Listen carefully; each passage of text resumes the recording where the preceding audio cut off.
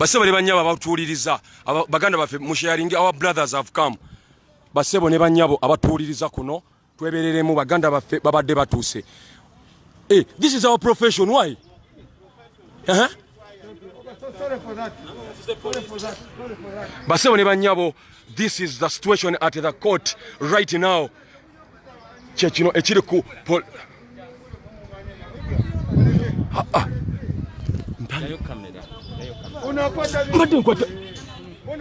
yes sina kyemba koze tewali wa prison ta behaving abwatyo our brothers are here now mbivudde ko era nabo bamazene bategeera ya namawulire nga baluli twatukiriza bakuba ebifaananyi ano mbiresi abasebo ne banyabo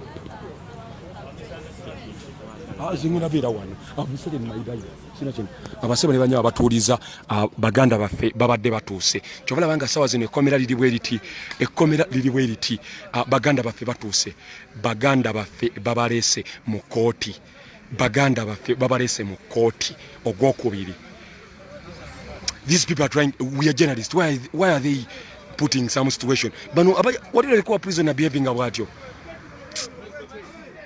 Basebo ne banyabo kyekiri wano ku Masaka, our brothers and sisters have arrived. Tusabe nnyo. Abasebo ne banyabo abatuuliriza kyekino ekiri ku kyekino ekiri wano Masaka, our brothers and sisters have come. Our brothers and sisters sigamba nti tetuli careful naffe tutwagala kubeera mu komera, but the situation matters. Lwaki ongana okutekinga coverage? I'm a journalist. Why is it that you are refusing me to take a coverage? No, our role is to take coverage. Chichinsasuza abasebo ne banyabo batuuliriza our brothers. Take care mukwano. Please, banange nza asinga okwagala okutekinga care.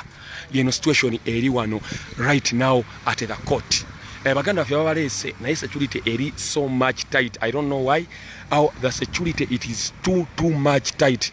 It is too much tight, and anytime military egenda kubeera ejja. Naye ate kyenfunyeko information mbuna abo bennyini abambadde abo bemulaba abambadde za prison siba prison.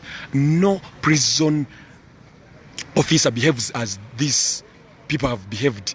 Tewali muntu uwa prison ye muntu banange tewali gundi ya tewali type ya police behaving mumpisa oba ina ku behaving well like prison officers, but these people are behaving wild. I'm a journalist.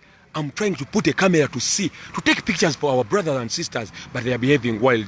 Ngachinyo basebo ne banyabo abatuuliriza baganda baffe babalese ekyewunyisa camera yasigala bambi sharing information yene etuuke ku buli omu, because waliyo cameras bbiri ate emuteriiko. Basebo ne banyabo kyekino ekiri wano ku prison right now. What you need to do is just share and like. You see that picture, they are having some meetings. I don't know why. Security etandise okubeera nga ebeera deployed at any time. I know people are observing namwe mulaba ekigenda mu maaso, but we are not scared. Mwebale kubeerako. This is the situation at the court right now. The court has been hijacked. Tetutidde wetuli tugenda kubeera nga basebo ne banyabo what you need to do, because Masaka waliyo cameras ntini, yet we have to expose the junta. Choino okukola sharing a video etuuke ku buli omu gyali. Tutandise okulaba meetings zitandise okubeera nga zituulibwa. Meetings zitandise okubeera nga zituulibwa. Tetumanyi oba kiki. We don't know why we are seeing meetings in small corners here and there, but remember basebo ne banyabo kyesinga okumanya singa kibeera nti omuntu wa prison alina engeri bya behavingamu, omuntu wa prison oba officer wa prison mu police mu bitongole bya police byonna ye muntu wa behavinga well, but balina engeri ekifaananyi gye bakitulaze nti bayinza okubeera bayambadde na bwambazi uniform. Waliwo ekifaananyi kye balaze nga kirabika bayinza okubeera bayambadde na bwambazi uniform za prison, bayinza okubeera na siba prison. The good thing ba lawyers baffe bakoze omulimu gwabwe, twebaza buli omu atubeereddewo. Let us pray olunaku olwaleero tuddeyo ne baganda baffe. We are ready to broadcast paka olunaku olusembayo.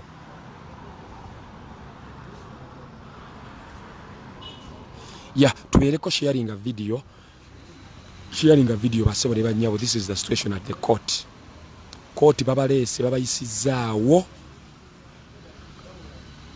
I need to first get the information because mbadde munda, then they just called me as a media person taking a coverage. I don't know where these people are inside, but the deployment nene nyo ya prison bakute mundu bakoze ki ate nga tumanyi aba police oba ekitongole kya prison kye kirina okubeera mu match behaved naye leero sitegedde lwaki baagala ku behavinga mu ngeri y'ekyeyonoonere.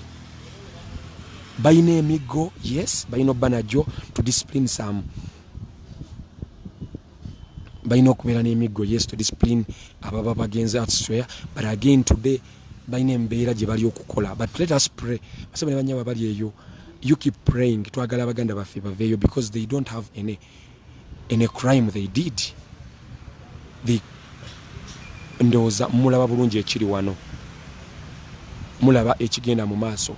Emigemera wala minene nnyo, emigemera wala mingi nnyo kyolina okukola kwebeereramu. These are the people. No situation eri ku court nga bwe mugiraba bweti.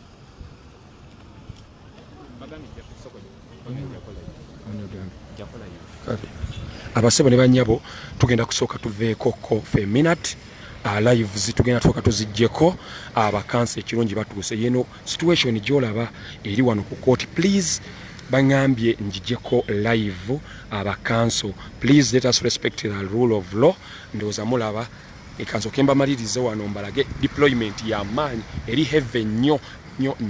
But now I'm going to turn the camera off for a while because they have told us that it's okay to vehicle live.